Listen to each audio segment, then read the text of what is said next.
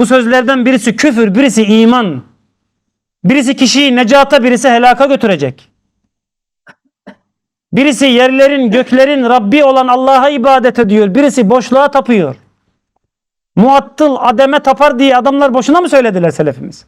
Muattile, Allah'ın sıfatlarını reddedenler, uluvu reddedenler, Yüce Allah'ın göklerin üstünde, arşının üzerinde olduğunu, hakiki olarak orada olduğunu, arşının üzerinde olduğunu, Türkçe, tahtının üzerinde olduğunu, bu tahtın gerçek bir varlık, bir yaratık olduğunu, öyle bir varlık yaratık ki onu taşıyan meleklerin olduğunu.